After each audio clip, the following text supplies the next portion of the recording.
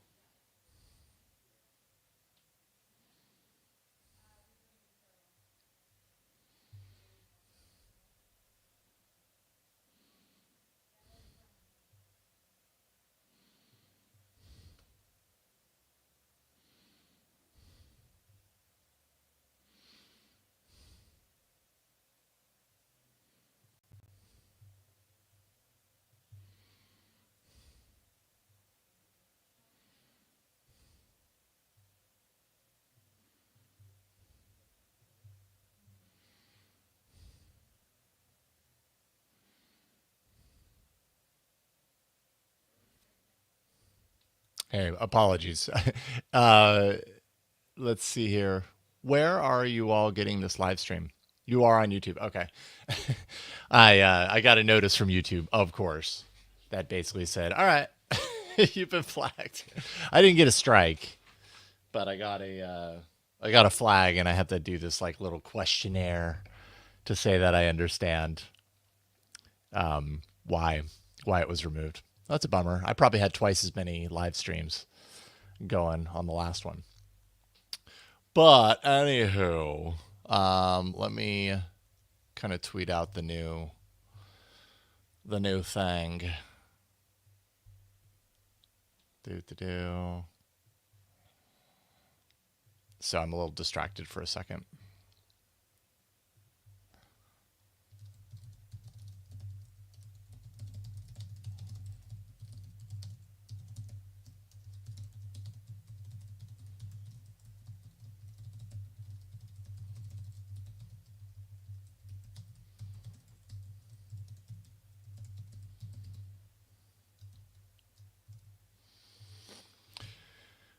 Okay, tweeting this out. That was pretty dumb of me. I just wasn't thinking.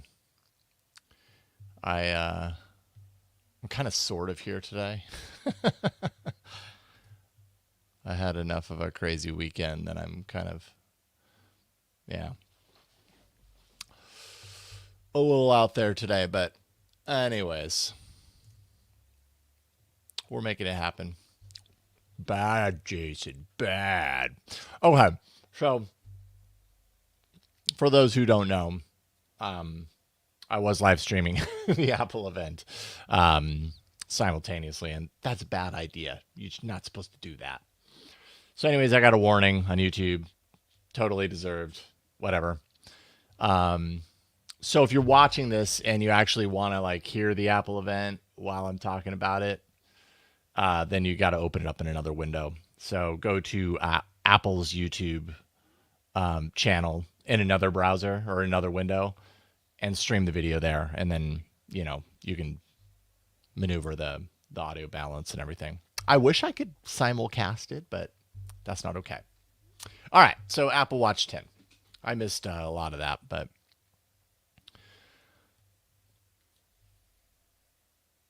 yeah, I mean, it probably is. It seems like fair use to me too, but I can't risk losing the channel. That is called a chilling effect. That's what that is.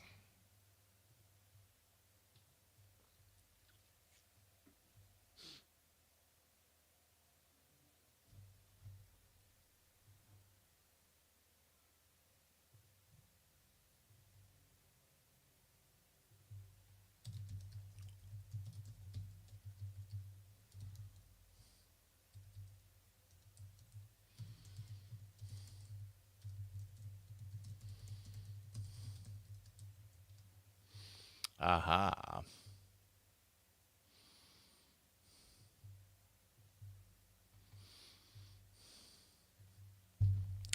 Sleep apnea.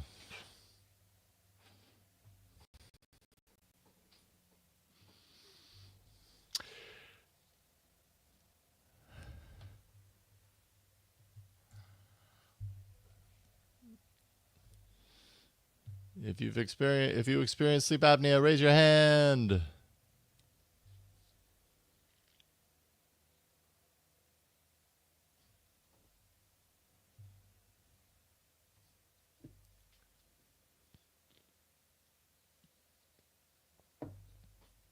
This is actually the sleep apnea tech is actually that's a big deal. I mean, sleep apnea impacts a lot of people. And I mean, they're talking about undiagnosed sleep apnea.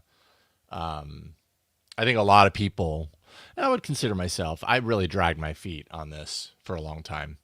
And I'm still only sort of taking it seriously, which is stupid. Maybe I shouldn't admit that. But I think a lot of people don't get the sleep test. You know, it takes some effort to really get diagnosed. And so having something like this in your watch, I think, is a really great first step. It's going to alert people and be like, okay, there's something going on here.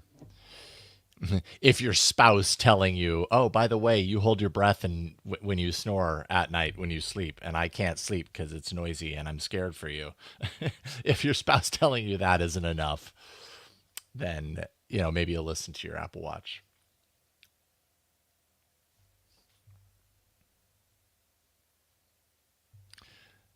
No, man. Tay, I actually ate really well. I worked in the kitchen the whole time, so we were feeding everybody, and it was awesome. We made some really great food. So no, we didn't eat squirrels.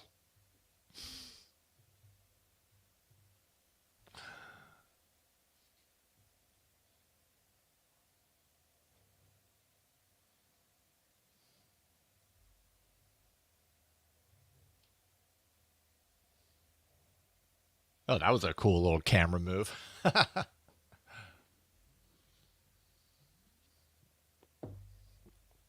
The camera inside the sleeve move.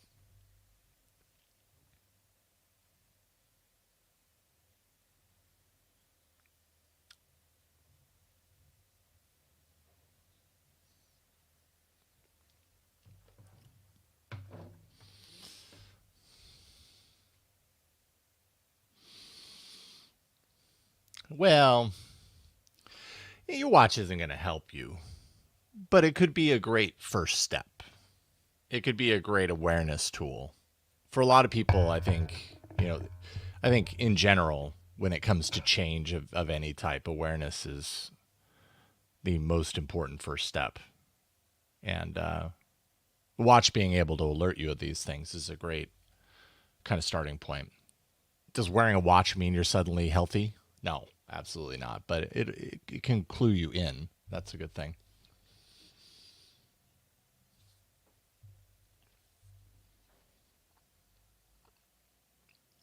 Get you route map.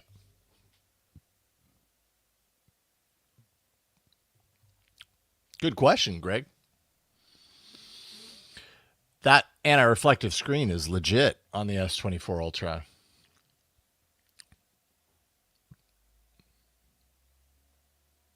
It's funny. It's funny that you mentioned the S24 Ultra because I have, when I got back from Italy, I recorded my Italian review of the S24 Ultra, and I've just my life, everything is so crazy that like I don't have enough time in my day to do all the things, to finish all the things, and so I'm editing it right now. So it's anyways, one of the things that I do is I side by side compare the anti-glare feature, and it's legit. What's up? Oh, doctor. Good to have you here, man. Good to see you. Yeah, I wonder if Apple's going to make a ring. I still haven't had a chance to check out the Samsung ring. I would love to do that. But it kind of sounds hit and miss.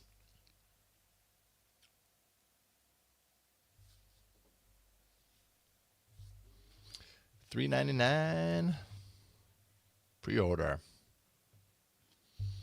Yeah, I've heard good things about the Aura Ring. I've not used it.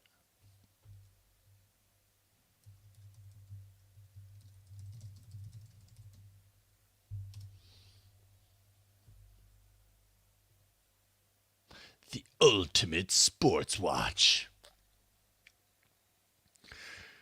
They're leaning heavily into we took our camera crew all around San Francisco. They're hitting all the places.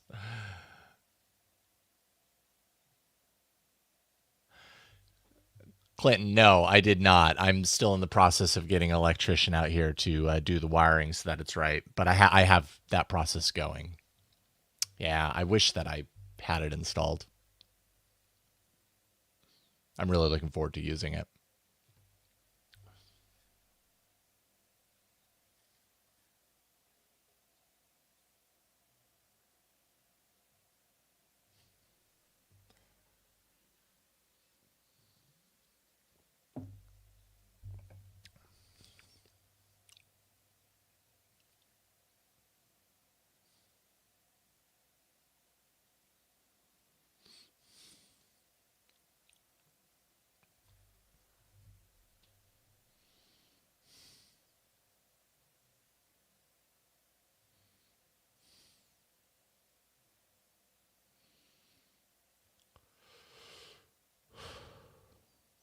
My daughter uses those some of those swim features on her Apple Watch.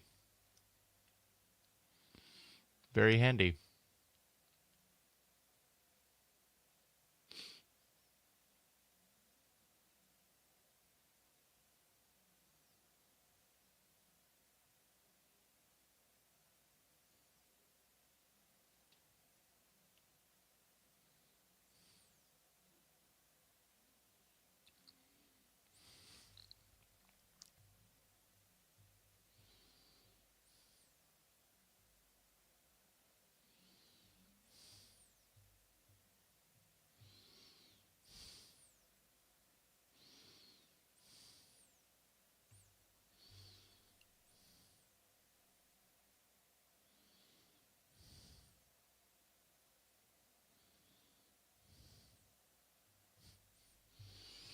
Yeah, Michael, that seems to be the case with the Ring. It seems like it would be a really great kind of low profile way to get a lot of that data, but also seems like the finger is maybe not the best place to pull that information from. Still, depending on the information that you're looking for, it might not be as comprehensive, but can it do a couple of things really well? And I don't know that it's even there, especially for the cost. The Ring, the Samsung Ring, anyways, very expensive.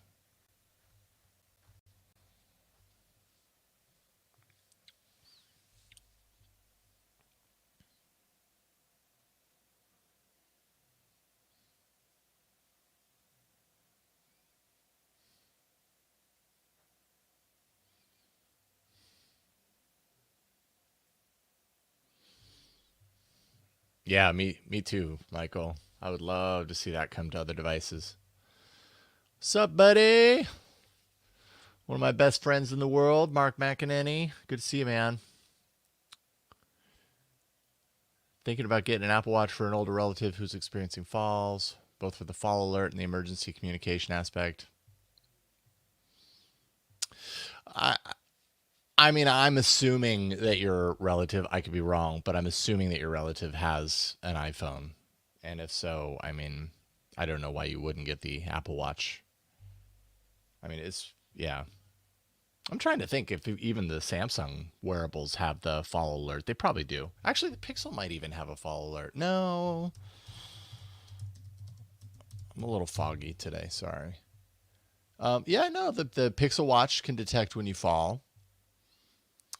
And so that means almost certainly the Samsung watches have that. But yeah, it just really depends, man. If your relative already has iOS, like, kind of think the Apple Watch.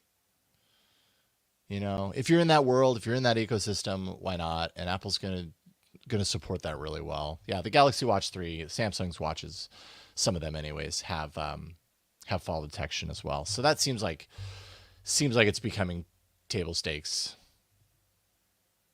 Oh, they don't have a mobile phone. Oh, wow. Yeah. I mean, that might be good for them to have one for this sort of thing, for the emergency thing.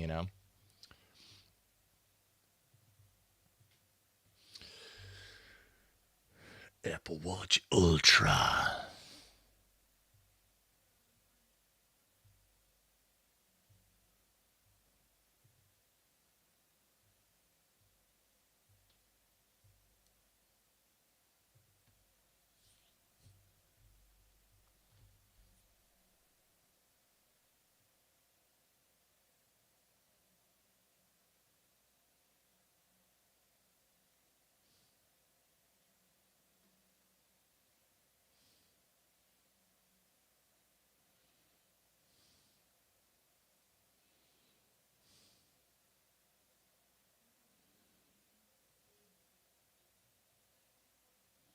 Okay, let's talk about AirPods.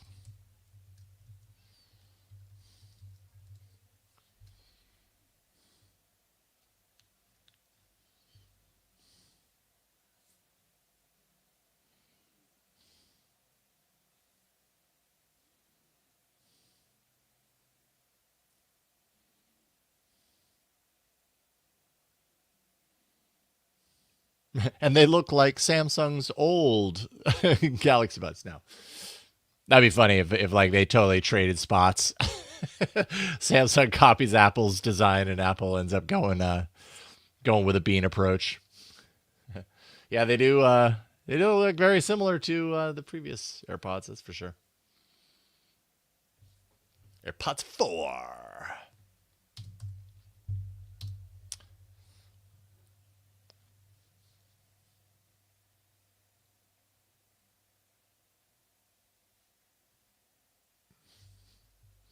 What's happening? Win in the house.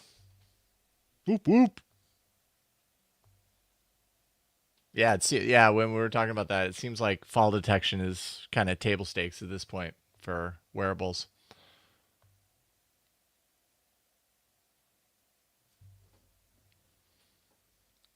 Good to have you here, Win.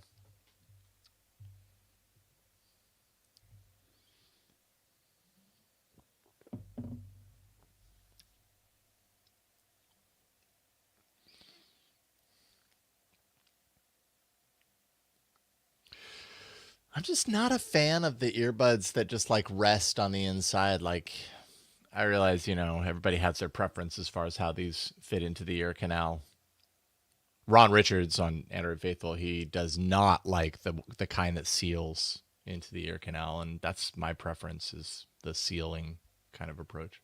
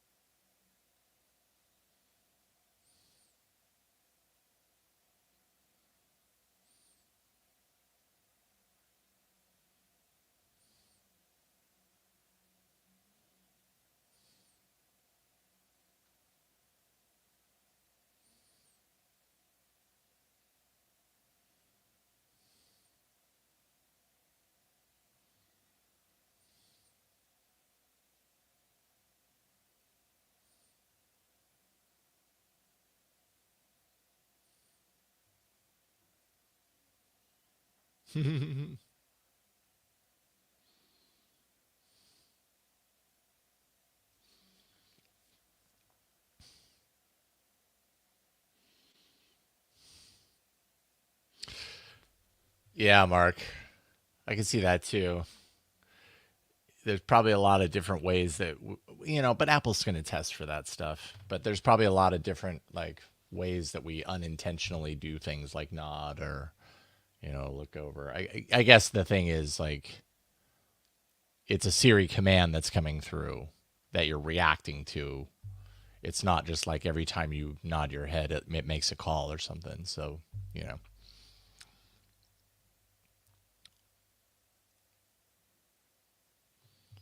Yeah.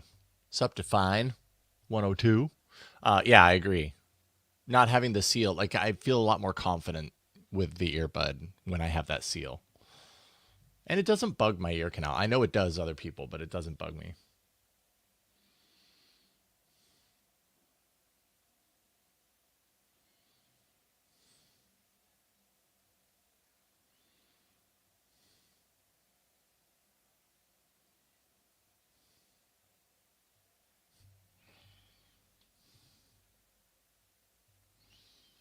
What's going on, Van Gool? Good to have you here. Head movement for Siri with spatial audio seems cool. Do you use features like this on headphones? Um, well, I mean, I use the Pixel Buds primarily. I don't have, actually, I've been using a different type of earbud, but I don't have them close by. The CMF earbuds, which are great. And they don't have those like head movements or anything like that. But they do have like the Pixel Buds have the voice, the hands free. I use that all the time. I love that actually, given certain circumstances. Like if I'm out for a run or whatever, I don't want to have to go, as I'm running, try and turn the volume down.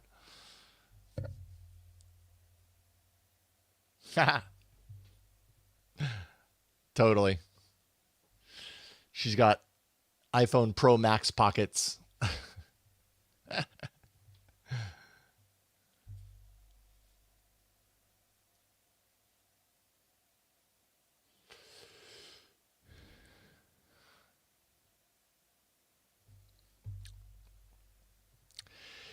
Yeah, I mean the transparency mode for conversations, like I just end up pulling them out of my ears.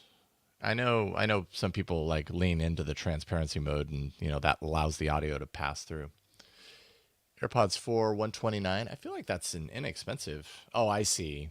ANC for 179. Anyways, I just pop them out of my ear in that case because I feel like that's a signal to the person that I'm talking to that I'm actually listening to them. They don't have to make the guess. It just feels natural to me to do that, but I get it.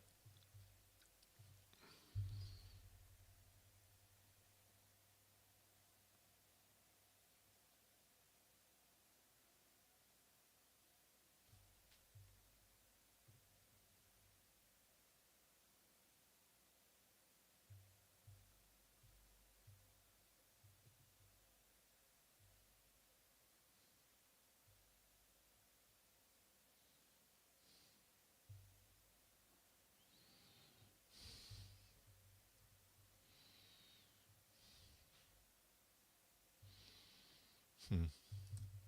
Oops. What is it?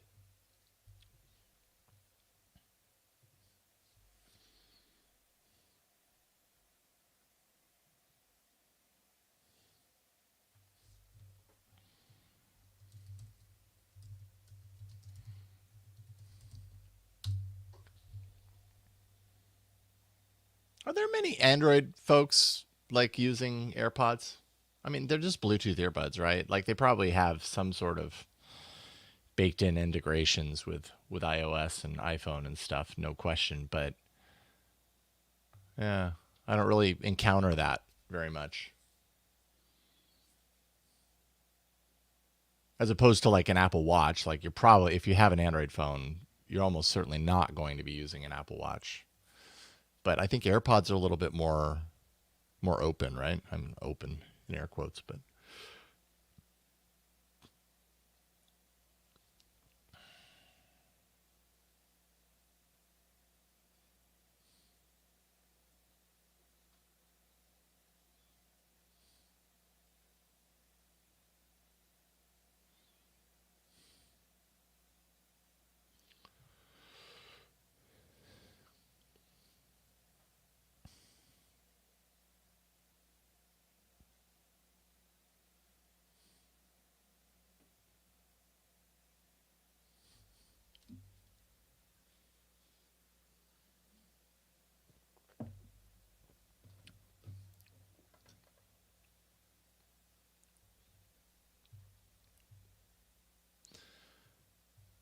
well, that's super kind of you.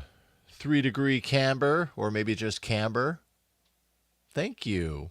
That's really kind of you. I appreciate that. Doing a drive by. I'm going to hit 30 Apple streams today. Each one of you gets $5. Thank you, Camber. That's really kind of you. I appreciate that.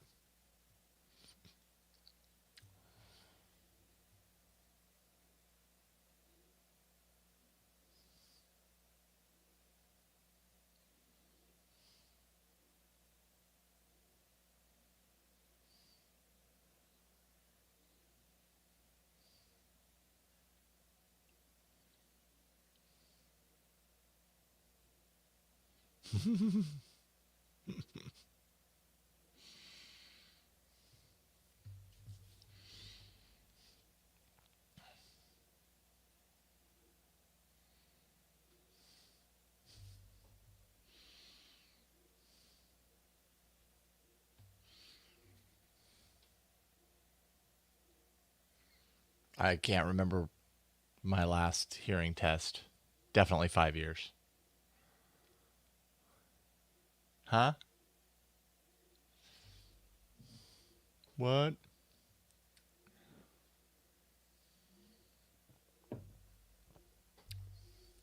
Oh, that's interesting.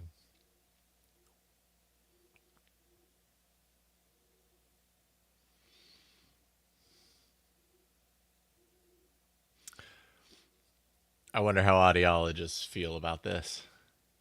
Oh, that's interesting. I'd love to test that out. Be super curious about that. Do a side by side. Do that and then go to ear doctor and have an actual test and see how they see if it's possible to match them up, and if so, how they compare. It'd be interesting.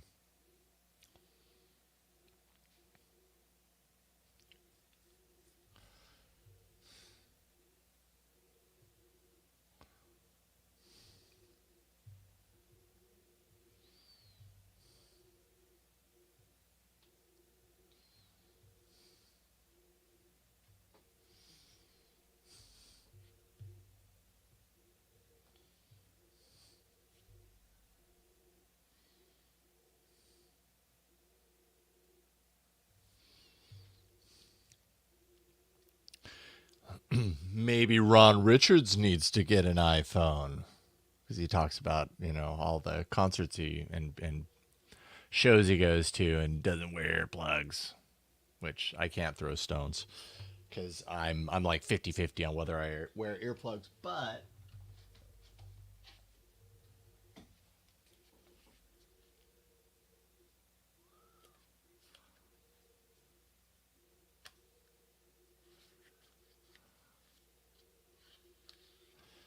I did get not too long ago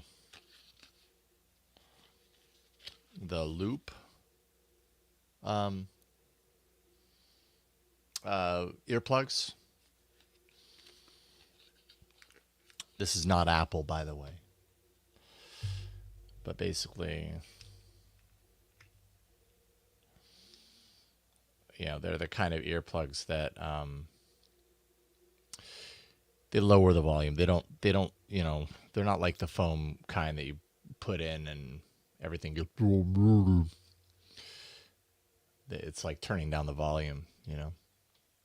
They weren't that expensive, and figured it was nice to have a good pair of solid earplugs.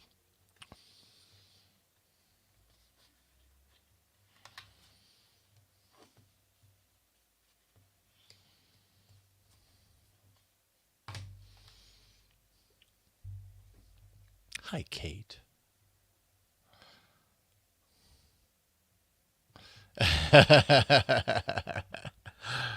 Yeah, I do. I'm sure I do too, Mark. That was a long time ago. We didn't care about that sort of stuff.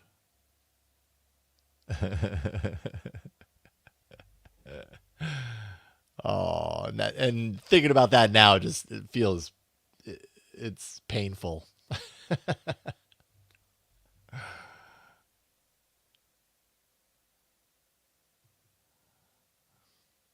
Yeah, I like it when it's good. I haven't had many opportunities to test them out. I got it before I went to Nam in January because I heard it can be really loud, and yeah, yeah, it was a good good system. I like it better than the foamy things, the cheapos. iPhone time. I didn't, by the way, get them because of Instagram ads. I can't remember how I heard about them. I think I was just doing research before that conference and came across them.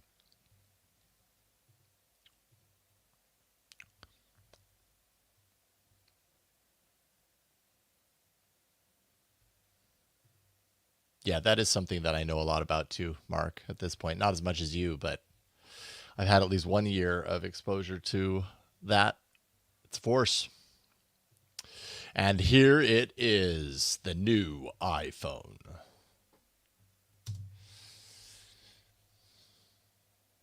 Did I tell you all that I got an iPhone? I don't think I did.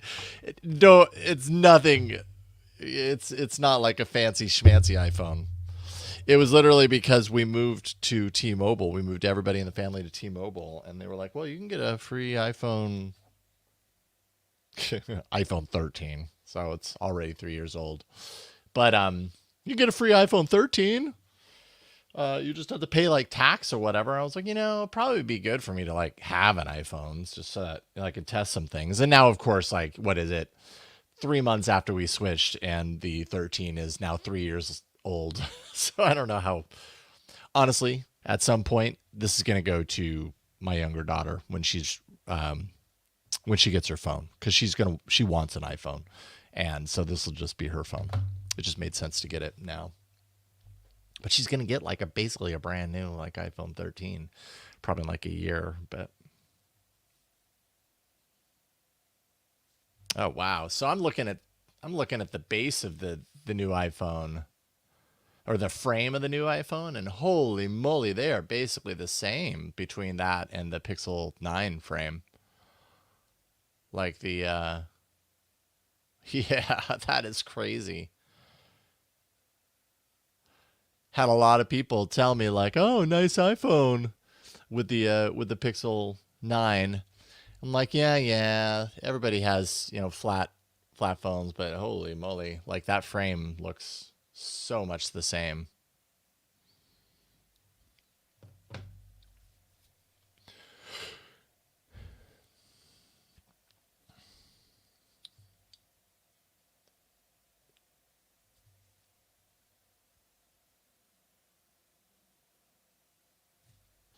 Always Van Gool. There's always a way to find to crack your screen. Usually, usually I'll be the one to figure it out. Try as I might not to. Yeah, it really seems that way, Tay. Same curve. And the kind of brushed quality of it is very very much the same. Yeah, it's pretty. The only thing that the Pixel 9 doesn't have compared to this is that inset, that multifunction button. Yeah, that's inset. There's no inset button on the Pixel 9.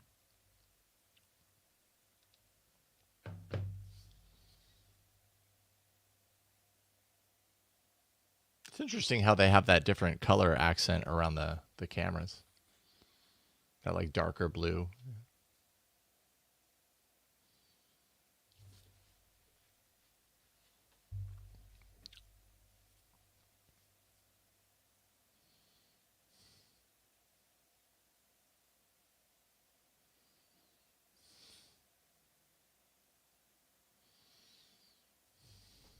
Apple Intelligence.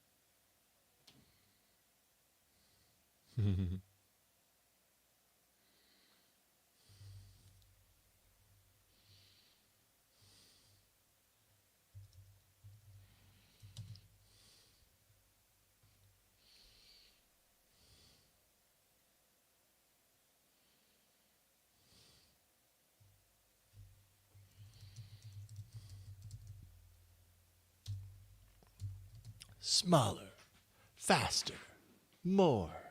Hi, Bronson. How you doing, buddy?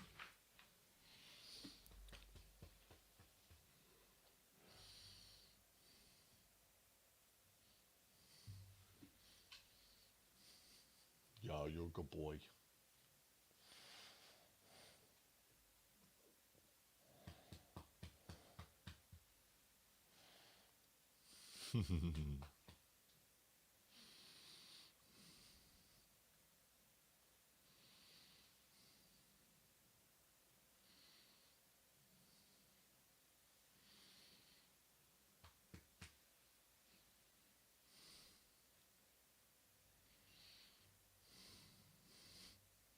Yeah, quick dog cam for you.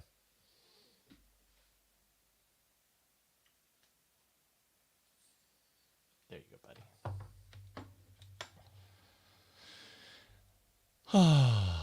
So the 15 had the A16 Bionic, and this is the A18. They skipped one. What happened to the A17? They probably have a reason for that.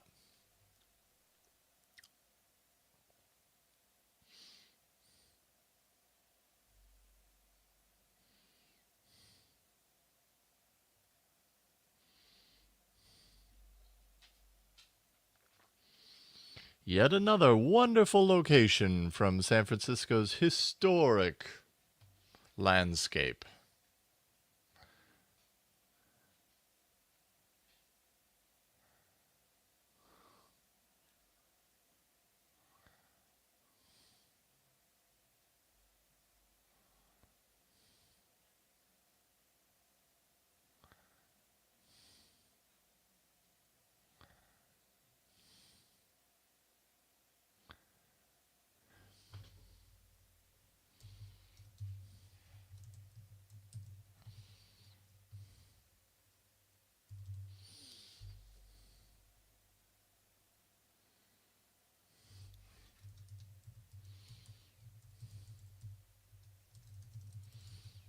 I want to know more.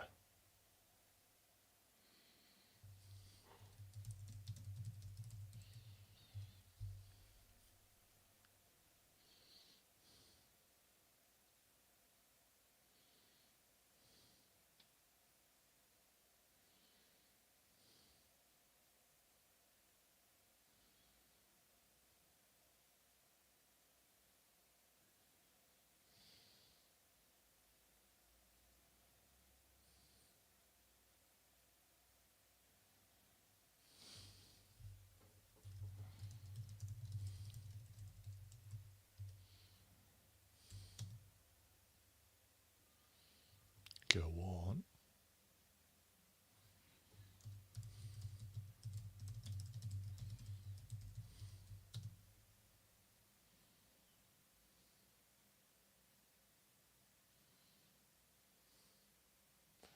So yes, it's cloud, but it's private.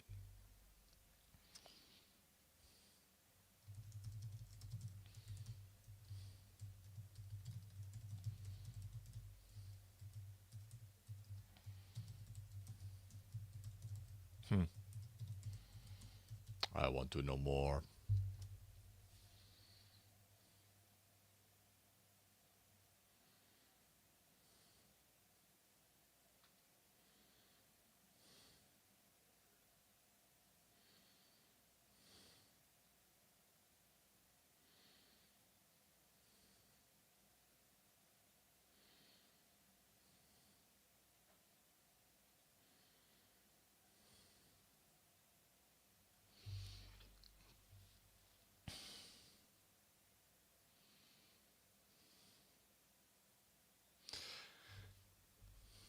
Okay.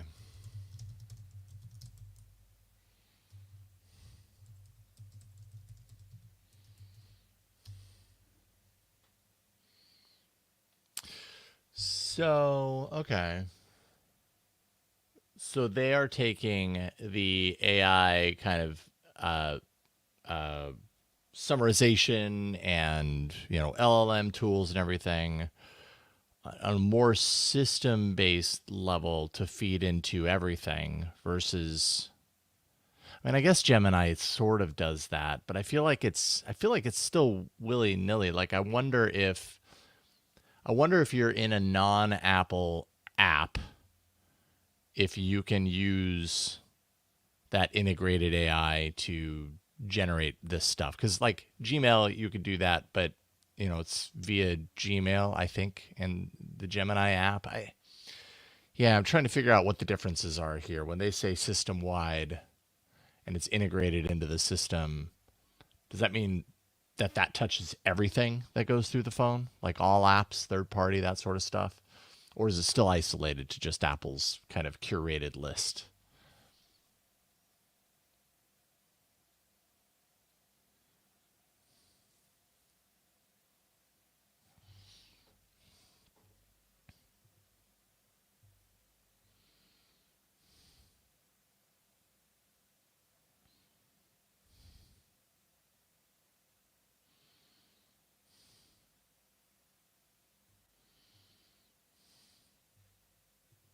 Yeah, but they're not going to do that, Tay.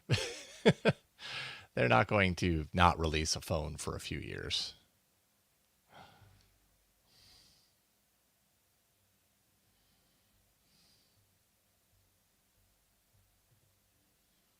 Oh, summaries.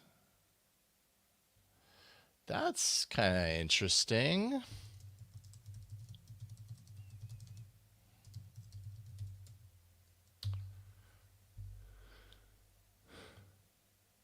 Priority notifications. Okay.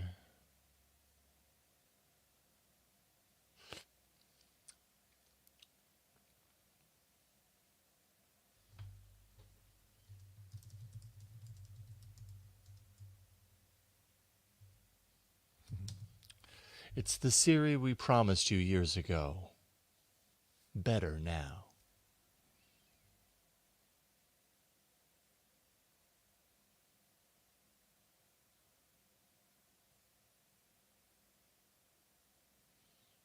Bernard Mayback. Design. It's kind of sounded like the sloths from Zootopia. Bernard Mayberg.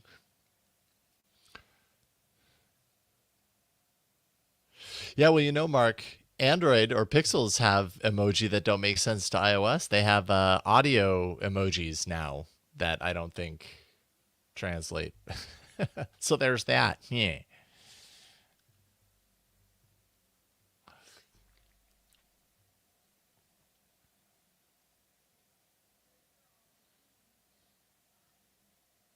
Well, that's neat.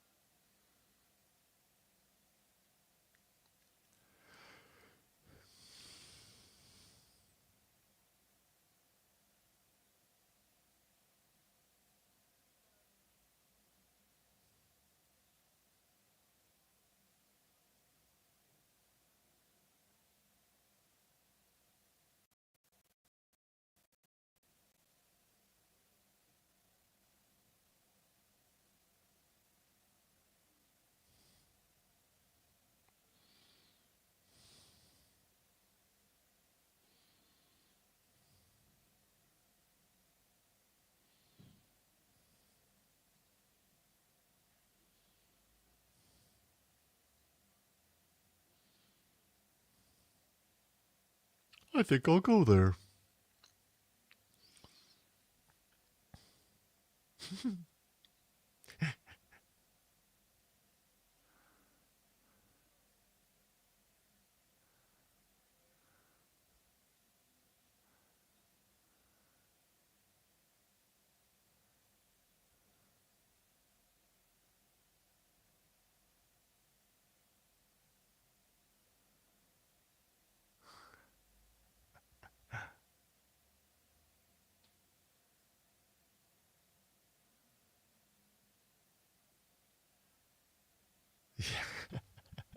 That's what I was thinking, Mark.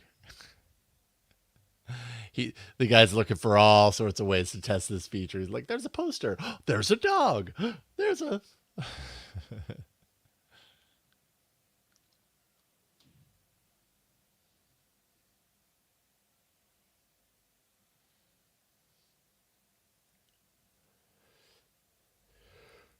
ChatGPT integrated. Oh, excuse me.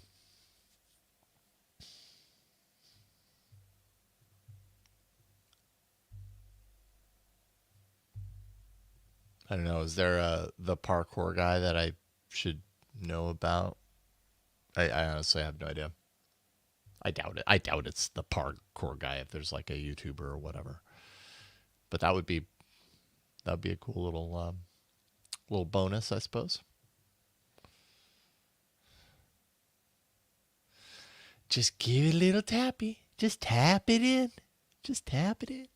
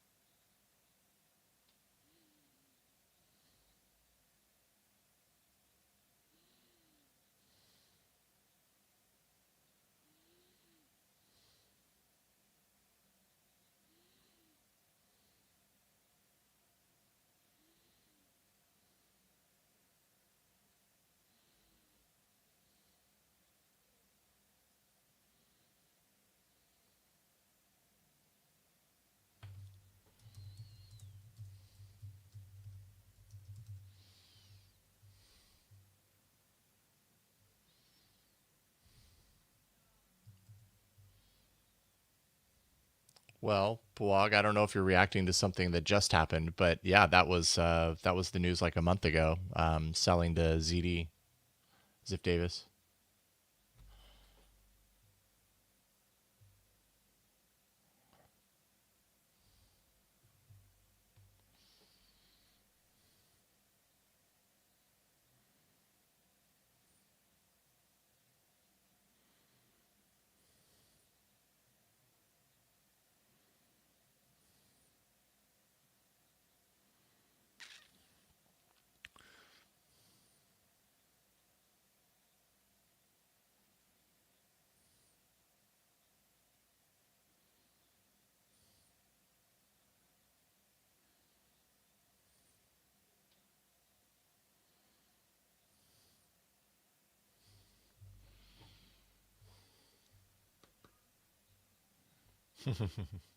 Snapchat.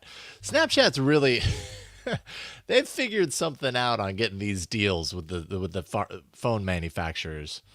Like the Pixel 9 has a thing where if you tap on the back, watch, tap tap, boop, it launches into Snapchat. And iOS same thing. What is it about Snapchat that they've like secured this deal with the phone makers? So interesting.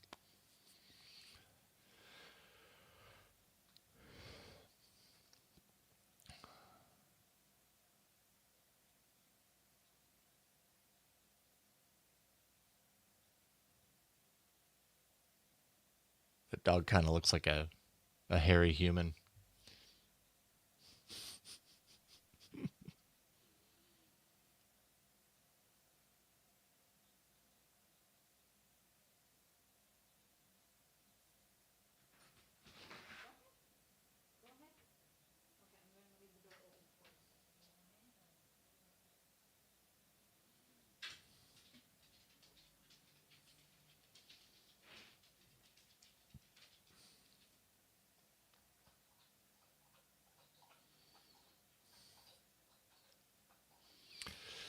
I'm a sucker for a good telephoto lens, that's for sure. Never gets old to me.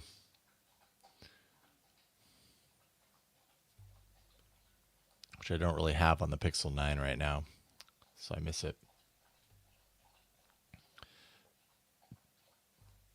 Oh, believe me, Mark, I know. My older daughter, very into Snap. I've been doing streaks with her, which is hilarious.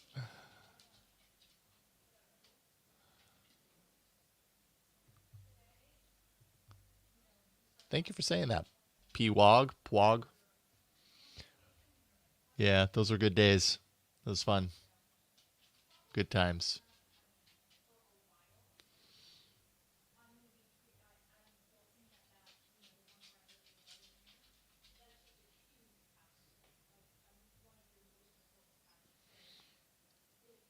Yeah. So majestic.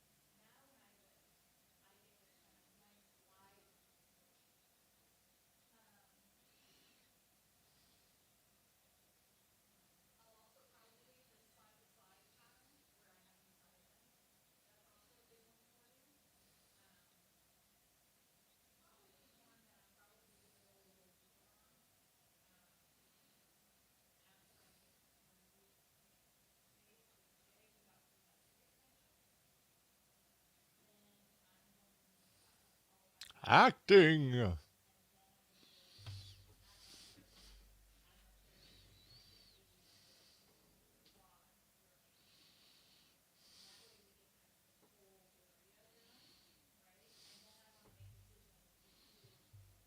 I get it. I understand. Good to see you here again.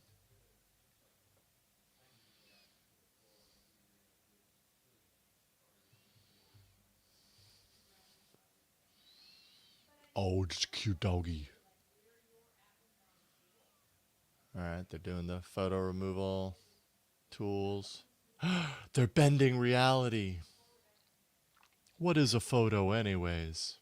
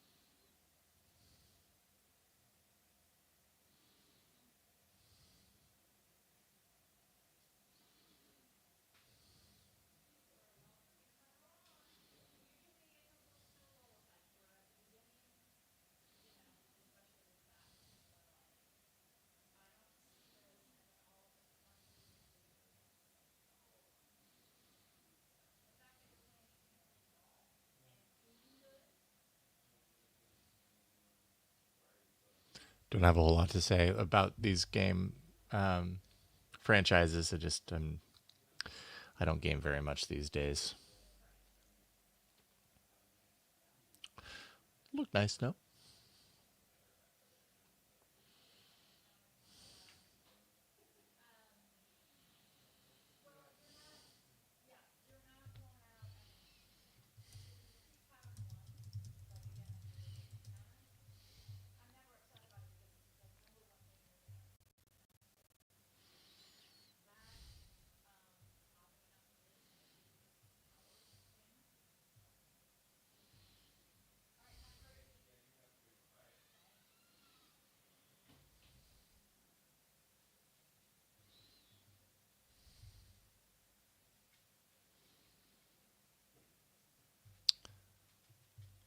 I PWOG, I'm not finding any low budget phones that have UWB. Not saying that they don't exist, but I don't know about them. Usually that's reserved for the higher end.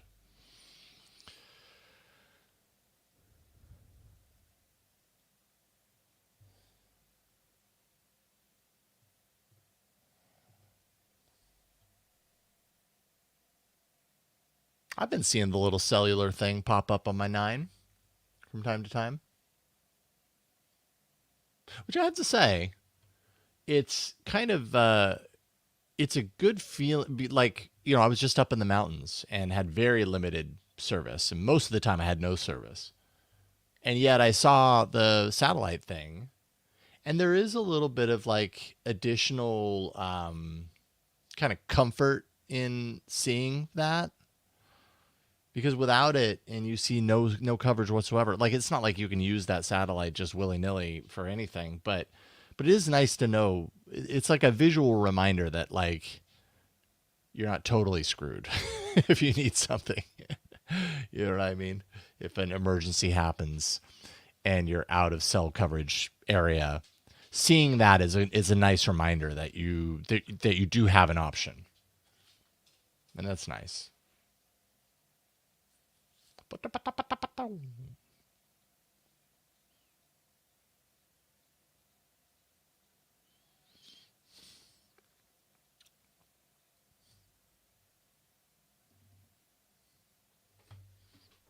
Is it going to do it? Sorry. I forgot. I can turn on face tracking and it'll follow me. Isn't that neat?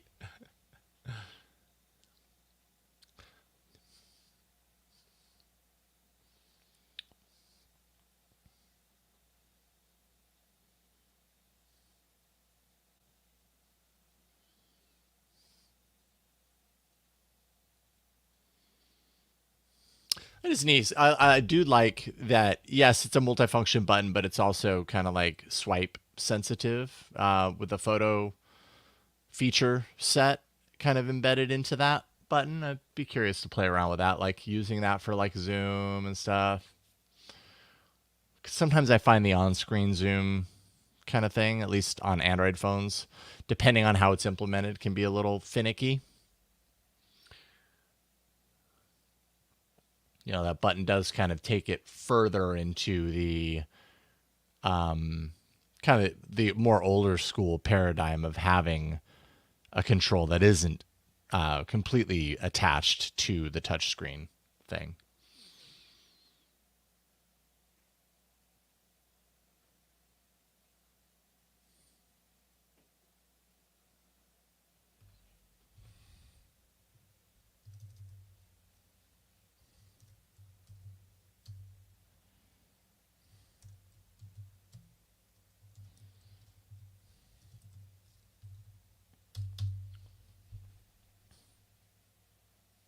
I guess I could trade in my iPhone 13 that I just got and get a discount. I wonder if my discount would be greater than the tax I paid on it to get it. Yeah, but let's be honest, I'm not going to do that.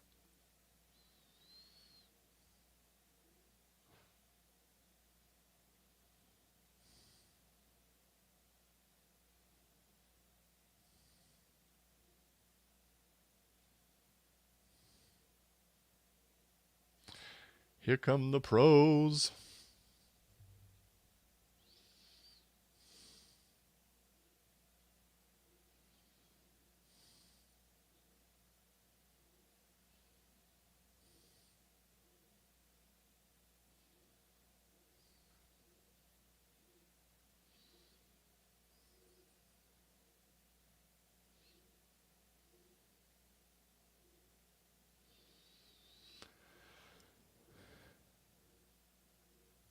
Yeah, it is a little weird. Yeah, I'll turn it off. Doing it now? No. Okay, there we go. It is a little strange. It's like all the little movements. It's like, oh, I'll follow you there. Yeah. Okay, so they're showing off the multifunction thing.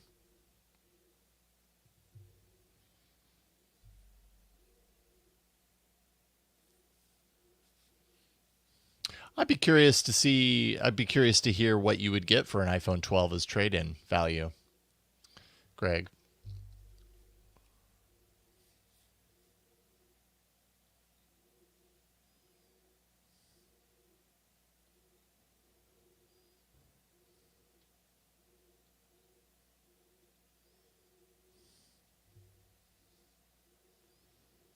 Real.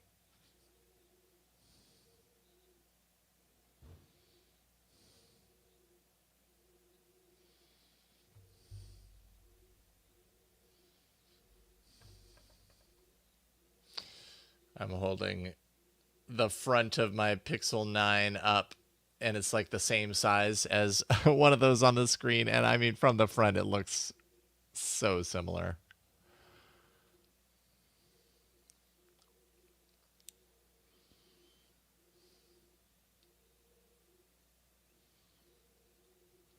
It is kind of interesting how close these phones look. I mean, the 9, obviously has the oblong kind of like pill-shaped camera compared to how they're doing the camera system on the iPhone 16 series, but very similar. Very similar.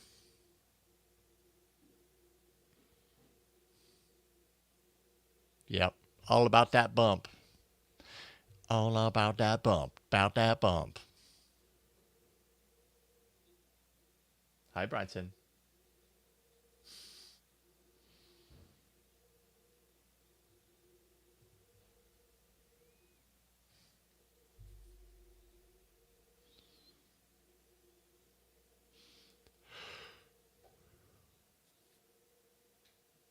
Ooh.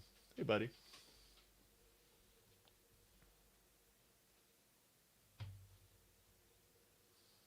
Yeah, I know. Dog cam.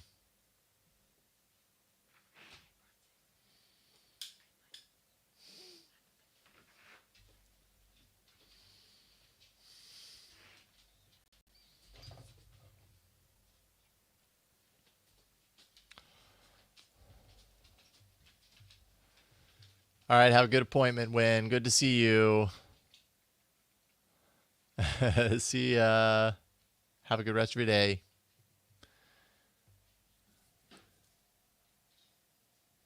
Aren't they all? iPhone 16 Pro built from the ground up for Apple Intelligence. Aren't they all? They're all built for AI now. That's just that's the mobile moment.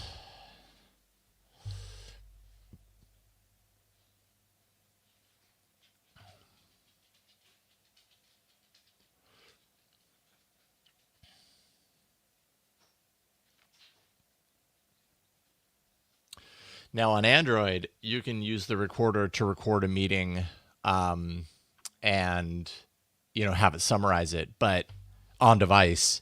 But it has a limit. I think right now the limit is like 20 minutes, 25 minutes, or something like that.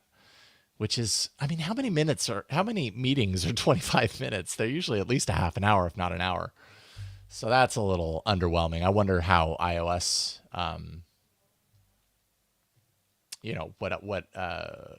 what that's going to be with the new iPhones.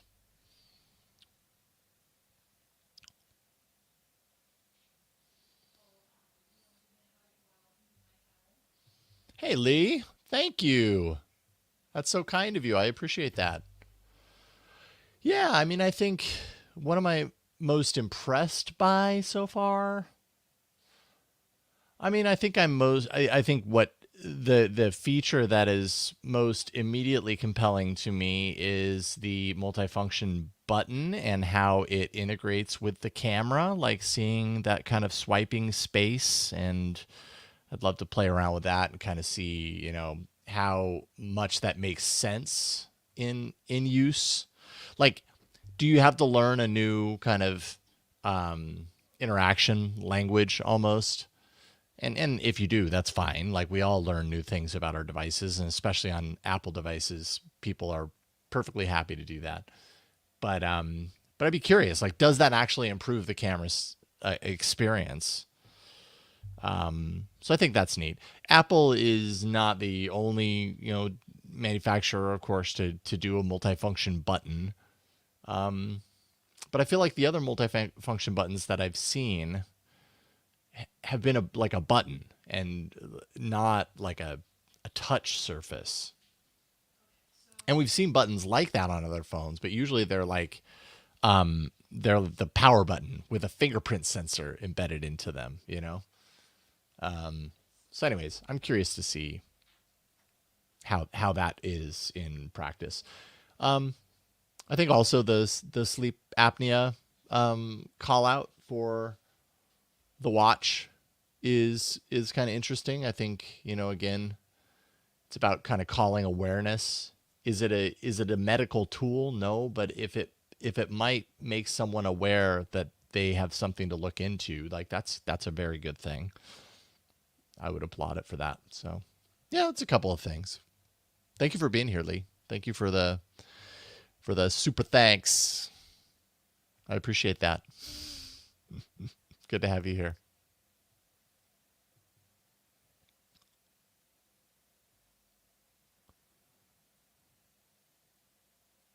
Well, without the controversy yet, that there might be controversy around it. I don't know.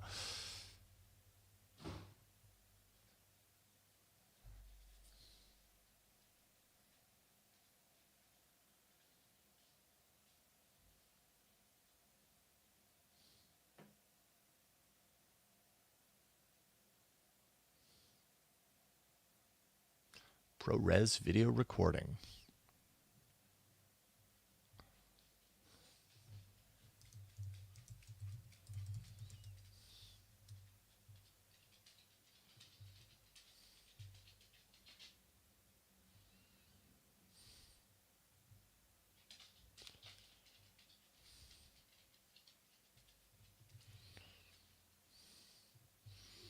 'I have been gone for the last 5 days ish, so I have not seen the latest news about Telegram, but it does appear that the news is that they're going to be opening up reportability about contents of private chats. Oof. Not looking good for Telegram, in my opinion, if that's the way that they're going. But they're doing this in response to everything happening with the founder and all that. So yeah, but I mean, none of it is good optics for a service that purports to be about privacy and private chat.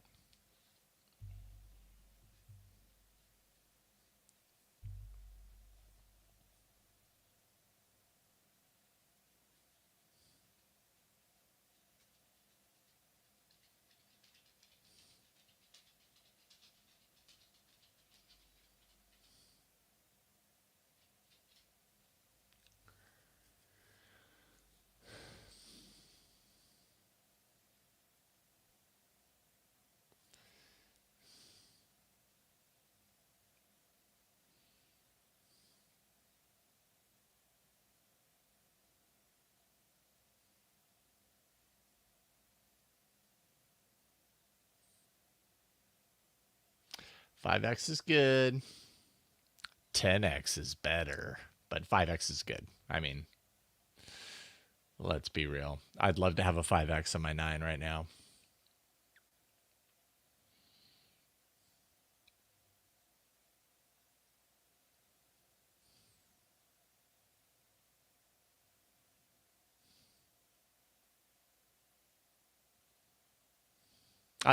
So when you're using that multifunction and zooming in, do you get a little bit of like that taptic, like, to get a little bit of a rattle? I wonder. They're kind of alluding to it with the sound effect. I wonder if there's a little click, that satisfying kind of like click along with it that you feel.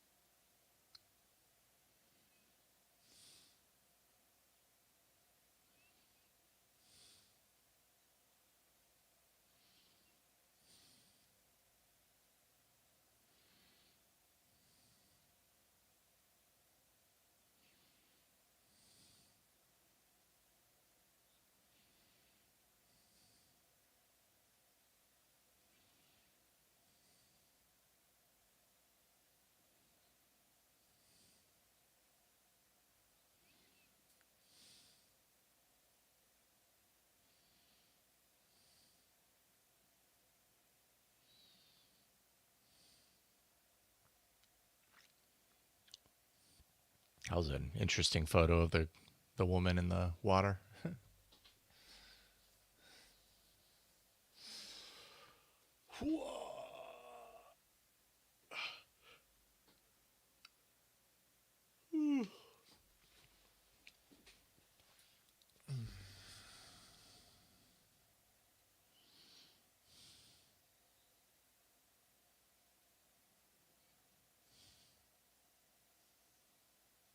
Oh, really?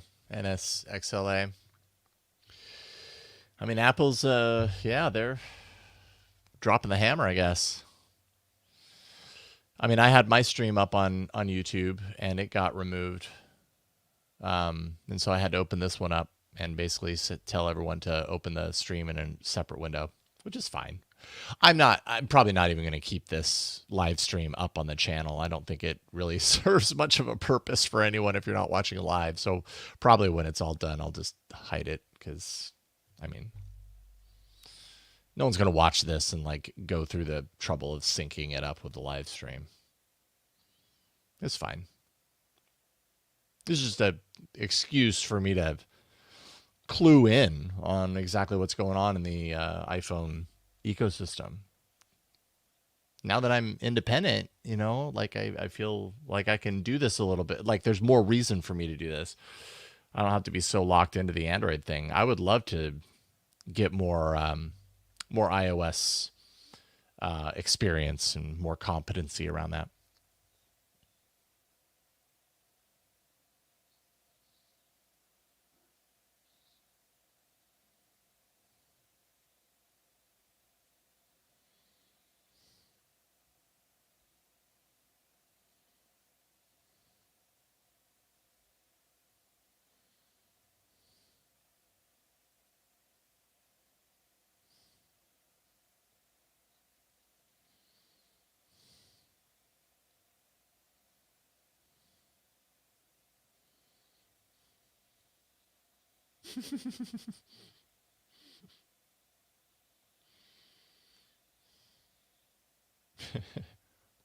I like that ad. I thought it was good. NSXLA, thank you. I appreciate your support. Since the HTC Hero. Bang, bang. Nice. Well, I appreciate your support, NSXLA. I really do.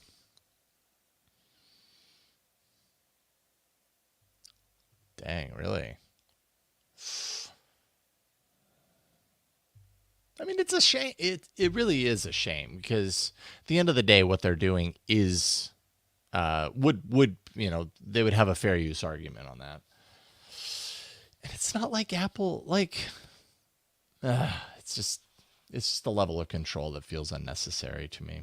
But I guess when you're a company, especially a company like Apple, you have to protect your IP, otherwise you kind of lose it. So it's just dumb, I think. I wouldn't do that if I owned Apple.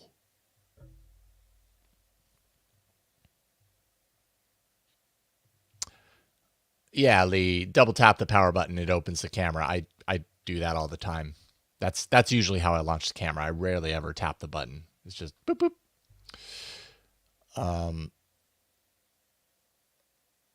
oh, but squeeze for Zoom would be weird. Like if you go too far in, how do you squeeze out? Like, yeah, I don't know that that would be the level. I don't. I don't think there's enough control in that.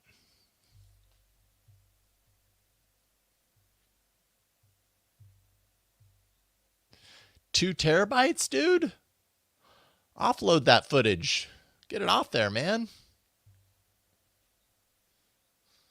I mean, I guess if you're shooting 4K, I mean, it adds up, but my goodness.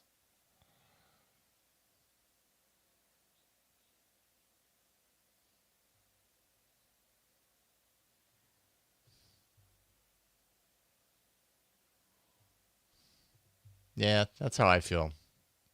J. Joe Hall 2000.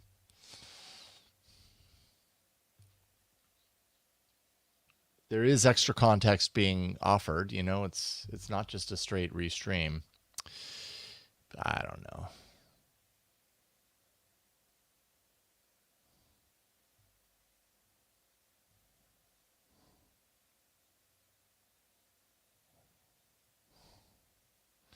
Well, but that's what the cloud is for, dude. Like, you don't need to always. How many times in the course of a single year do you pull up your pre K photos of your kid? Like, one time, maybe. So, like, you know what I mean? Like, offload the old stuff, get it in the cloud. I get it, man. I know you're proud. And you have every right to be proud. You should be proud.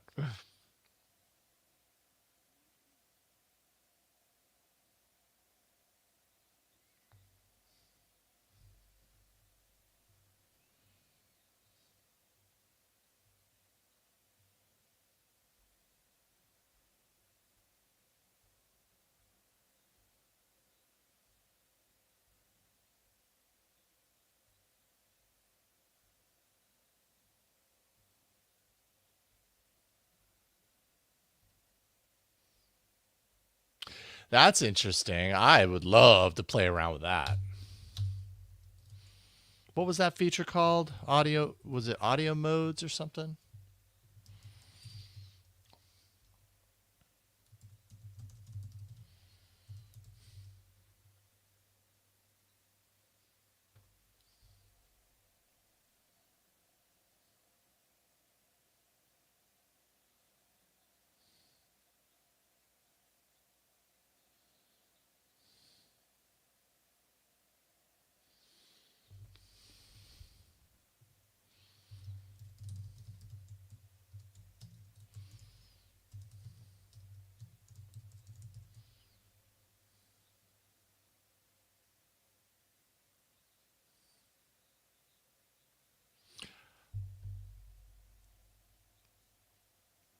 I got a little FOMO on that.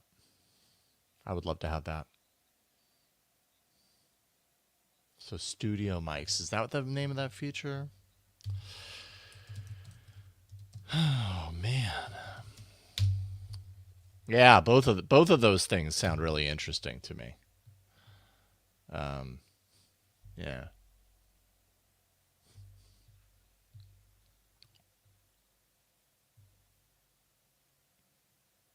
Background hiss has just appeared on my stream.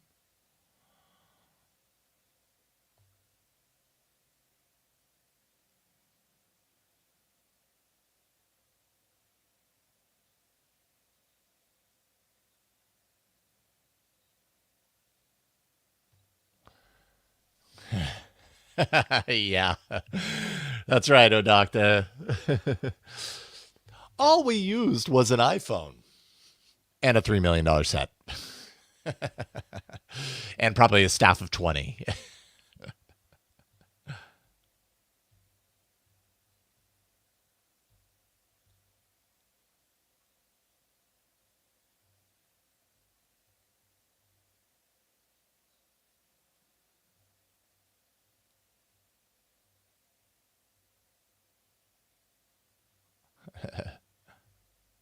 Oh, well,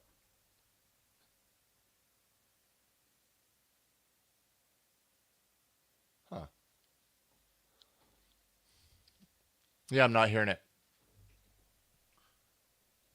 It doesn't sound like noisy in the room. Those shots look really good. But I mean, they are in such a controlled environment.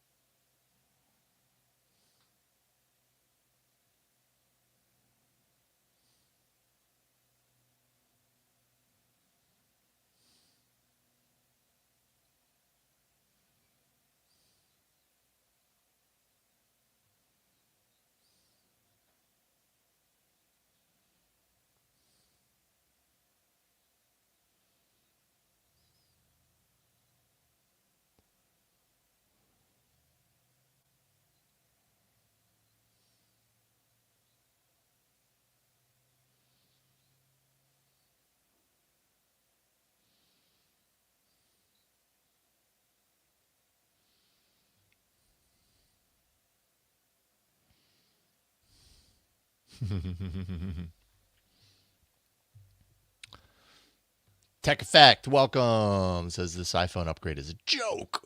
It's a phone and not a pro camera. Well, I mean, yeah, it's a phone. And it also has some really cool camera features. I don't know. I don't know. I say do it. Why not? And there are people who will use this to do make great things. I mean, the proof is in the pudding. Sorry. You might hear dogs in the background.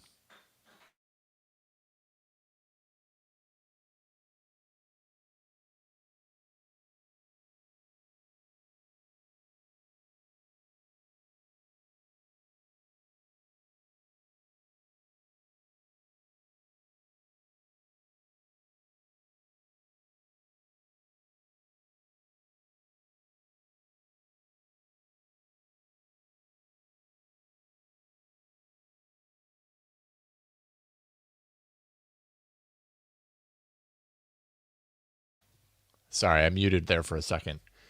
Yeah, you hear. Thank you. Sorry about that. Um, you will hear some background noise because this is a house. There's no door right there, so should be back now. I had muted. Apologies.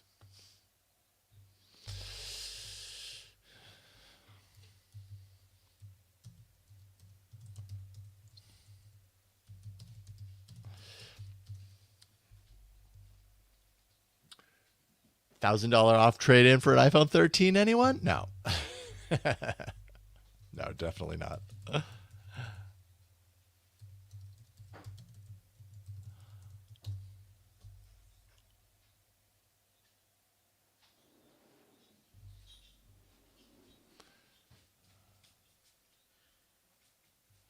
Back to Tim for final thoughts. Come on, give us that surprise foldable that we've been waiting for. Not going to happen. There is no rumor of that, by the way. Isn't that always the case, Odocta? Stretched out presentation? Stretch it out.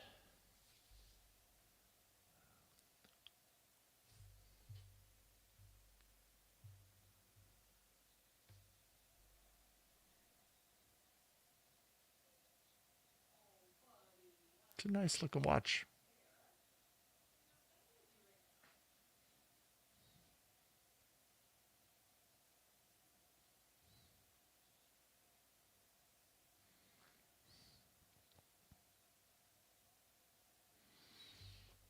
Yeah,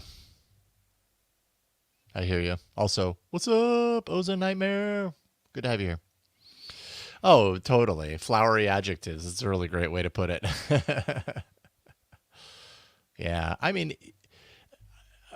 at the end of the day, these announcements are, it's basically just a very long advertisement. It's a long advertisement that they build some excitement around watching collectively. That's really what it is.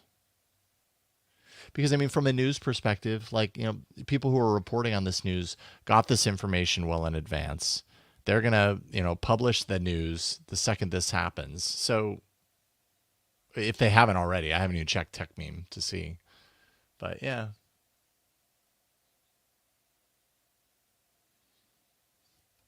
how necessary are these things? I don't know. I mean, I guess it's just marketing, man. It gets an Android guy to cover it, or to at least open up a live stream and speak random thoughts about it.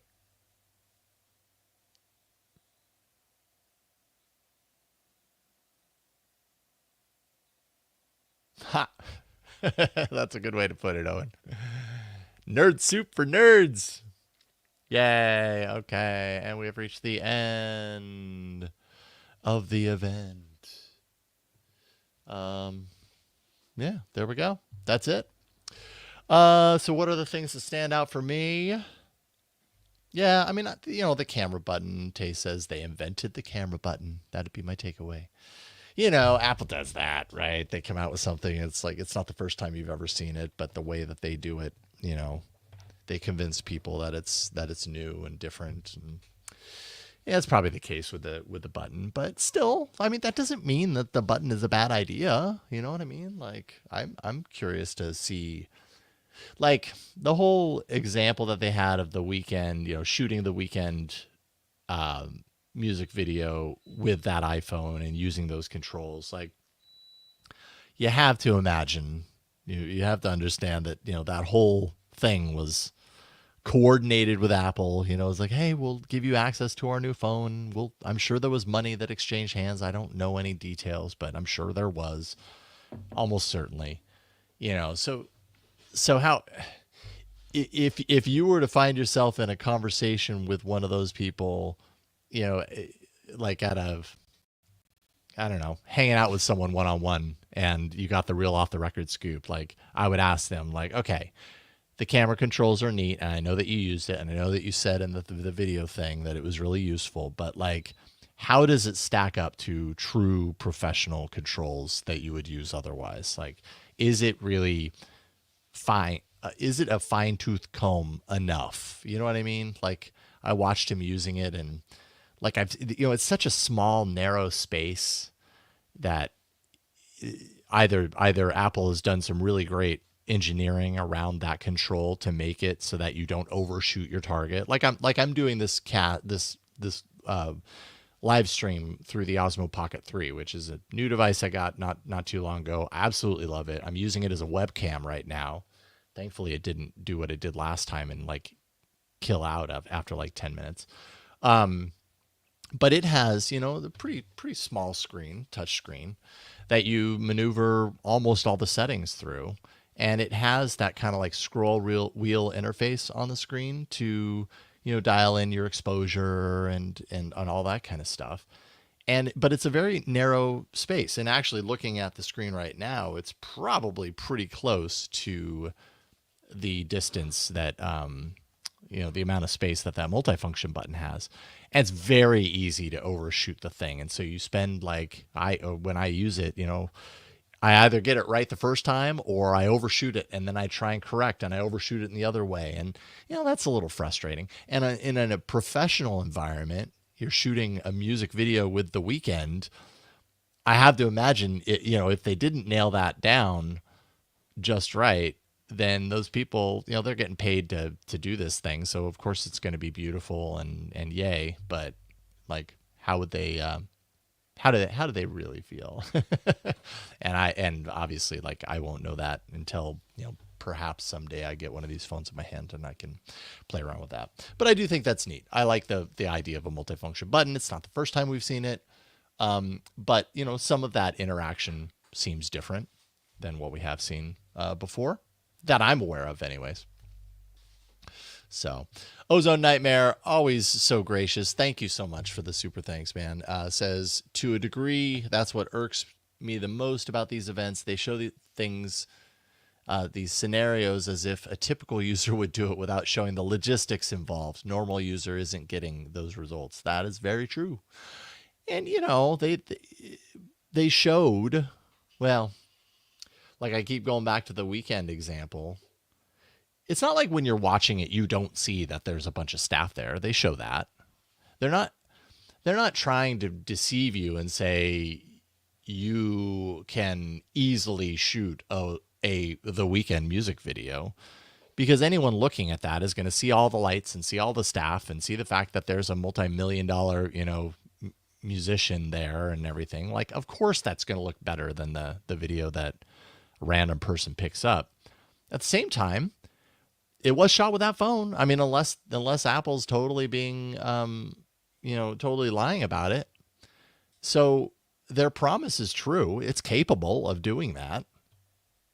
It's just there's a lot of other steps that go into it that someone needs to put into place in order to have that kind of quality. But it is possible. They're not lying. Oza Nightmare says, on the other hand, at least they're not taking more buttons away like the rumors suggested for the last few years. Yeah, Xiaomi, by the way, has a buttonless phone that is on the horizon. I just don't know how I feel about that. Like, don't...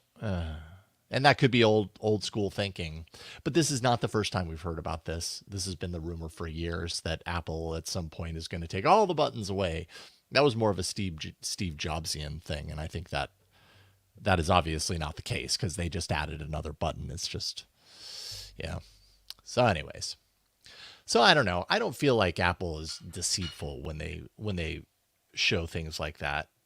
I, as a viewer, watch that, and maybe I'm just more clued into this because I work in production, but I do see the other elements that factor into that wonderful looking video. So I don't know. It's comforting to know that when they say it's capable of it, it actually is, like I said, unless they're being deceitful, which I highly doubt. If that were the case, that would come out, and I don't think it's going to. So. Glow. What is this glow feature? I don't really know. What is this glow? I don't really know. Okay, so there was the multifunction button. That was interesting to me. The AI tools, I think Apple Intelligence being an integrated piece of the phone. Would love to kind of see how that integration stacks up and compares to something like, Gemini on the Pixel 9. Pixel 9, of course, has Gemini as an app. And then, some of the other apps. So it's almost like Google's taking the app per app approach. Going to Gmail has this new feature, or Messages has this new feature, or Photos has this new feature. And my understanding is what Apple is saying is iOS has these new features and they feed into all of our things. So maybe it's just semantics, or maybe because Apple controls the ecosystem on a deeper level, they can do that. And I don't know. I mean, I actually think that maybe there's, again, it has its downsides to have that locked-in ecosystem, but it also has its upsides. It makes things a lot simpler for the user.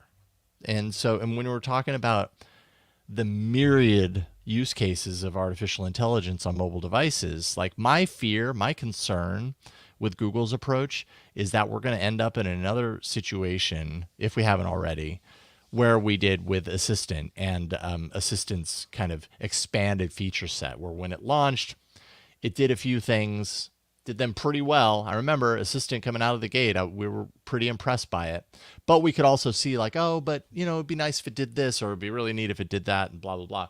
And as Google added all of these features, it quickly went in the opposite direction, where it was like, okay, there's so much here that I couldn't even possibly begin to like keep it all organized or know how to fire it off or anything like that. It gets almost too complicated.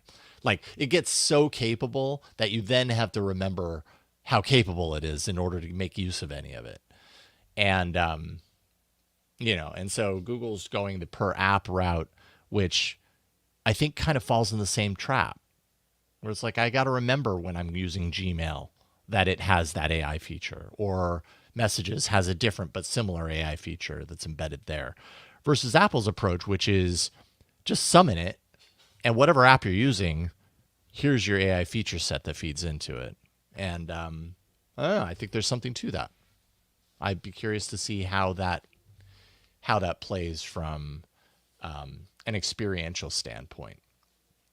And hopefully I get to.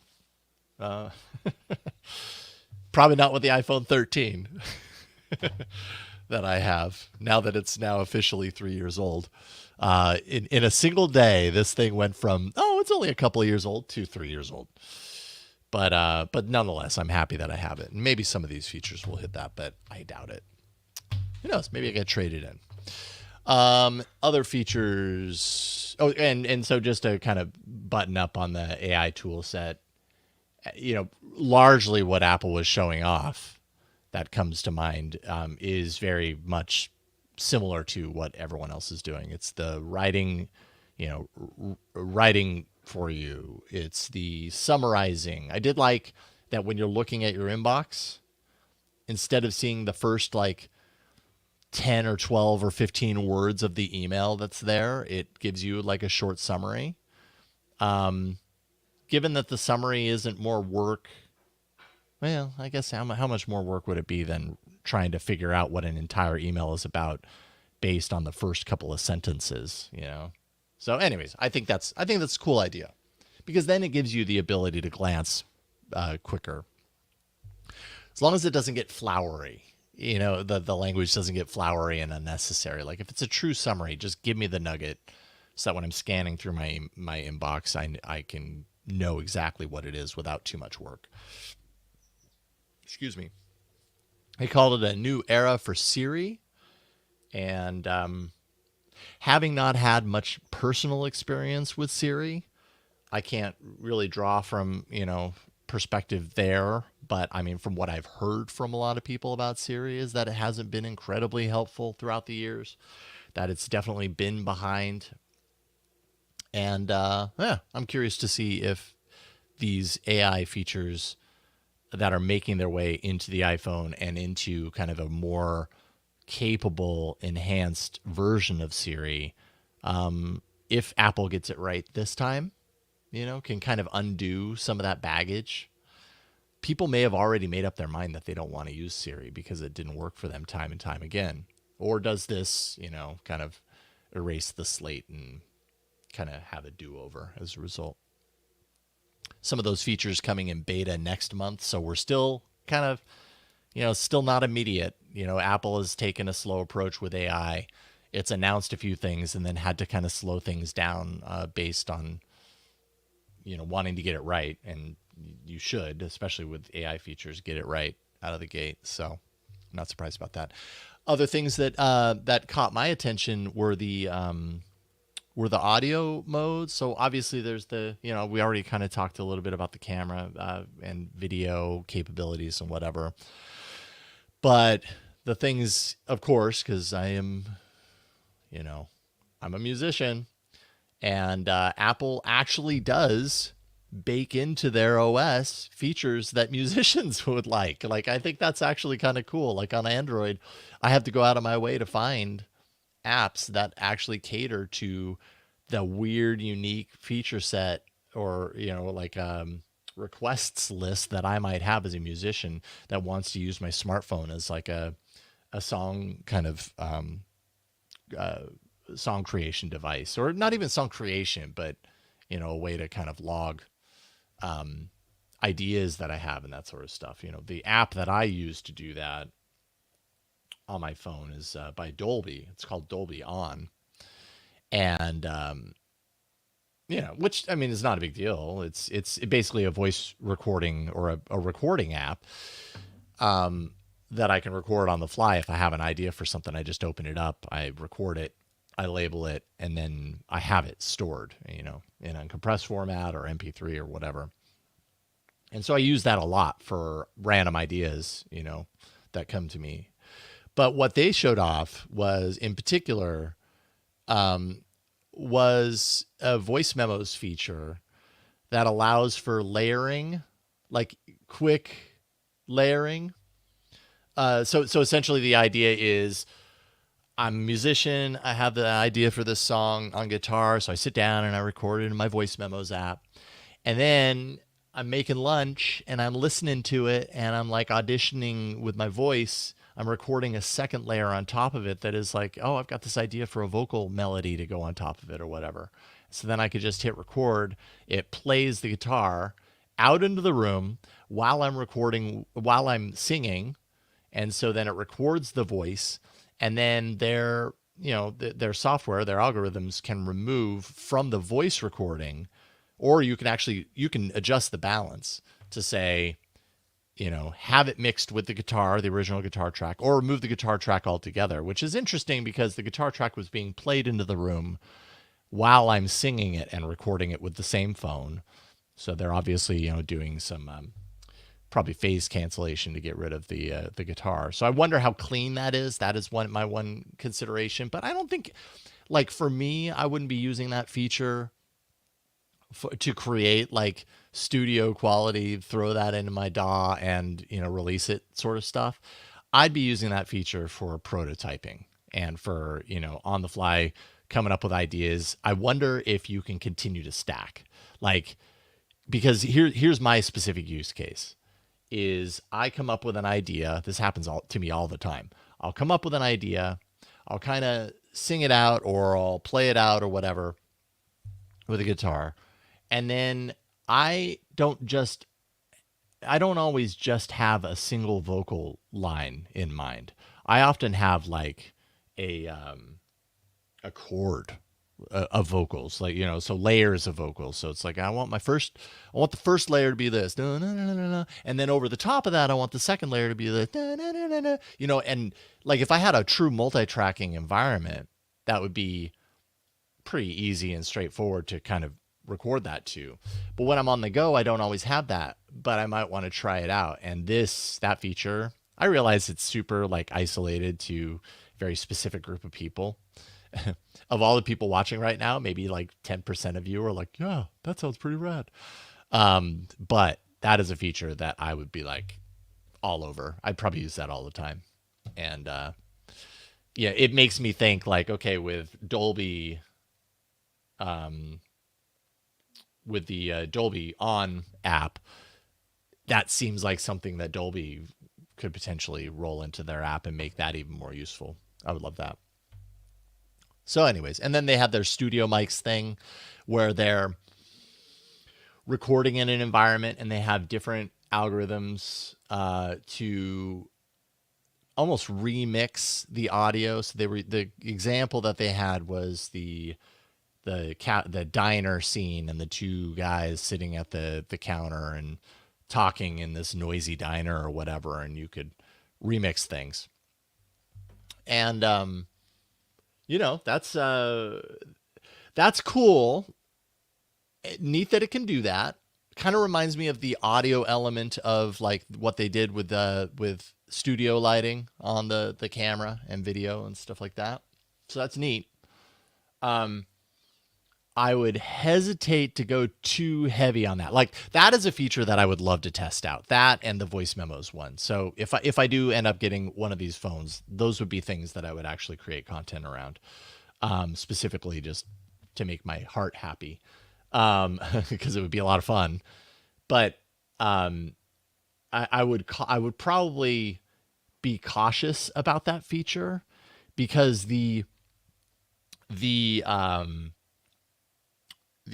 thought, okay, so let me back up. Adobe has a feature integrated into Premiere and Audition, and I think actually you can do this on the web, possibly for free, where you load in a piece of audio that is, let's say it's just a voice recording in a noisy environment with my phone, right? I can upload that WAV file or integrate it or bring it into Premiere or Audition, and then it scans it and it can isolate. It knows, with its AI training and the algorithm, how to isolate just the voice and block out everything else. And if you go too far on that, because the appeal is, oh, well, then I want to get rid of all the extra noise. And when you do that, it's really interesting. I've done that with a couple of videos. and then matched it up with the actual video, you know. So one of them was my daughter's Girl Scouts. She had a Girl Scouts video that we sent out to everyone, you know, for her asking for people who wanted to buy cookies. And I recorded it with my phone, and then I was able to take it in there and eliminate the background. And it's almost like it works better maybe if you're just listening to it, but when you're listening to it and you see the video, it felt very artificial. And actually, I saw a recent example of this. Yeah, you end up sounding really strange when you push it too far.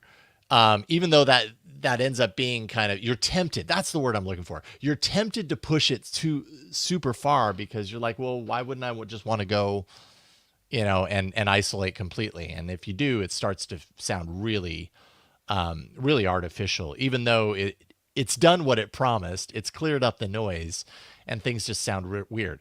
And there's a recent example of this, and I don't know any of the backstory, but I'm almost positive that this is what happened. I could be completely wrong, and I probably am. But Vice President Kamala Harris, shortly after she announced that she was running, or you know, that whole Biden stepping out, her coming in, and you know, we started to see the kind of ramp up of publicity around that. There was a video on YouTube of her talking to the camera, and I think, you know, probably asking for donations or whatever. And I'm almost positive that they didn't use a very good mic in that situation, because the audio quality coming from her really matched up with what I heard from my daughter and her Girl Scout thing. And it felt really artificial. It almost felt like I mean, because it's an AI feature. And so it ended up kind of making the video feel a little bit less authentic, and maybe no one else noticed that. Maybe like 90% of people were like, I don't even know what you're talking about. But it's almost like once you know, you know. And I heard that, and I probably saw that ad 5 times over the course of like 3 days. Every time I was like, God, that's weird. Like, what did they mess up? Like, they must have messed something up. And they had to go with that. And sure enough, they removed that ad and they replaced it with another one that was very similar to it, but it had better audio, and it was a reshoot, and it was done differently. So like, there's a part of me that's like, oh, they didn't do the audio right. They ended up leaning into this feature. And, you know, even if people don't notice those things, I think they do on a subconscious level. And so it's a long way of saying that feature, I'd be curious to test it out and see if it kind of does the same thing, because you'd be tempted as a user, you'd probably be tempted to just go extreme with it, and you might not want to. So anyways, Haguilar84, thank you so much for the super thanks. God, y'all have been super super awesome. Thank you. I didn't really open up a live stream expecting that, but y'all have contributed, and I really appreciate that. Says, are you surprised Apple didn't announce a new SE model? Honestly, I'm not, but only because I don't normally cover Apple stuff. And so I'm a little less dialed into the norms of what Apple does. Does Apple normally release or announce an SE along with their big sweeping announcements?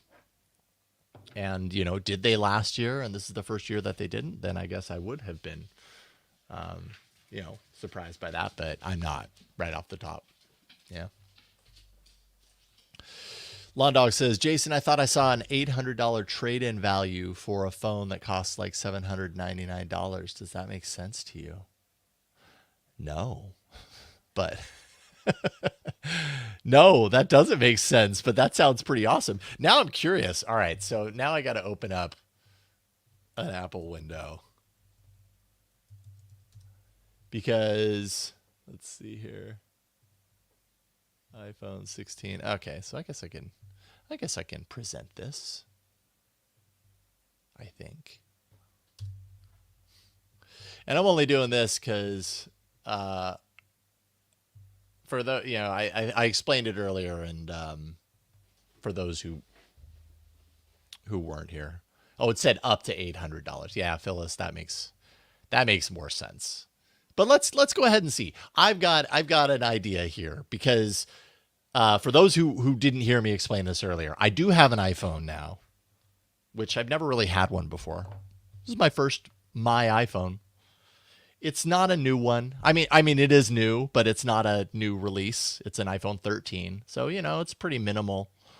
My younger daughter, she doesn't realize this, but at some point she's going to get this phone. But we switched from Mint Mobile to T-Mobile to get a better family plan, and also to get some new devices because my older daughter wanted a new iPhone, and it just made sense. But when we did it, they were like, "Well, you can get an iPhone 13 for free. You just have to pay tax." And I was like, "Well, okay." Because it's just tax. So because I need to have like an iOS. I'm feeling like at this point I need to have an iOS device in my catalog of phones, so that as certain things come up, I have a device to actually test it on. And who knows, maybe I'll get a new one. But the thought was, okay, well, what is trade-in value for an iPhone 13 on one of these new devices? So why don't we go ahead and see? Can I actually do pre-order? Okay. So we got iPhone 16. Let's just stick to the 16 here. Learn more. All right, so we got the 16. Hello, Apple Intelligence. From $7.99, starting September 20th. Okay. So we're just going to stick to the basic 16. Teal. We're going to go low storage. Okay, Apple trade-in. This is what I wanted to see. iPhone 13. Okay, so it's not that much. Yeah, it's in good condition. So if I was to get the new one, I would have to pay $549 after trade-in. Oh, I see. You pay up front. You have to pay the $7.99 up front, and then you get some sort of reimbursement? Do you get a cash reimbursement? How does that work? Yeah, probably. $549 after. No, that would have to be after trade-in. $549. Oh, so if you were doing it more unlocked, you have to unlocked. You have to pay more, so it'd be $579 if I wanted to do unlocked. Yeah. Well, that's not happening. I wish I was made of money. Let me tell you, I am not made of money. Definitely not right now. Yeah, maybe someday. I don't know. And I don't think Apple really does the review loaner devices, particularly for someone of my kind of my stature at this point in time in the world of tech media production. So we'll see. I don't know. But I would love to, or I know some people buy these phones temporarily to play with them and kind of do their stuff and then send them back. And I don't know, something about that feels a little weird to me. But it is a possibility. Yeah, you gotta do what you gotta do, I suppose. Especially when you're a little guy like me. Anywho, all right. Well, it's been almost 2 hours. I apologize for the weirdness at the beginning. I know some of you tuned into my initial live stream. I'd put it out on socials, and promptly about 7 minutes into the event, it got removed.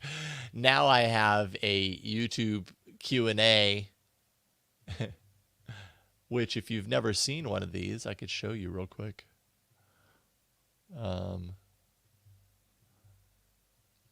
I now have to take a test, basically. I'm on question 3 of 7, and I basically have to go through and, allow Apple and YouTube to slap my hand, say, don't do that. So I'll do that. It'll take me five seconds probably, but I'm not going to do it right now. Because I've done plenty of things while live stream is running and totally messed it up, like the 2-factor thing on This Week in Google. So whatever. Yeah. It's dumb that I can't, that we can't have the live stream of what is effectively a marketing video and comment on it. and do actual coverage and thoughts and all that kind of stuff with it. But it is the way of the media world, the media landscape, and of all companies that are, going to the mat on it, Apple is definitely one of the biggies. They don't seem to want to kind of let that slide anymore. There may have been a time, but it's definitely not now. Oh, so that's interesting. So Lawn Dog says, I did see someone doing a rebroadcast of the event, but it was interesting. He only had about 30% of the event in a window, and the rest was looking at his desk audio equipment. Yeah. I did actually wonder about that. Like, what if I scrolled? Yeah, but what about the audio? I mean, would the audio pick it up too? I don't know. It's just not worth it. Like, I don't have a what? I don't have a ding or a mark or whatever they call it in YouTube yet. It's like a warning. I basically got a warning. And basically said, do this again in the next 90 days, this exact thing in the next 90 days, and you will get a strike. But there's still a little bit of loosey-goosey quality to that. Like, I've done live coverage of Samsung events, but what if Samsung then later decided, on their next event, well, we've decided this time we're going to get, more strict about it. So I'm kind of taking a chance, and I don't want to get a strike. Definitely not. So anyways, I mean, this worked, right? Like, if you wanted to listen along, all you had to do was open the live stream in a separate window and turn the volume to whatever you want to set it to. Yeah, NSXLA. I just forgot. I'm sure you can see it in my eyes. I'm a little tired from this weekend. I worked an insane amount this weekend. It was a whole weekend kind of retreat thing, and I was in the kitchen with a pretty small staff feeding.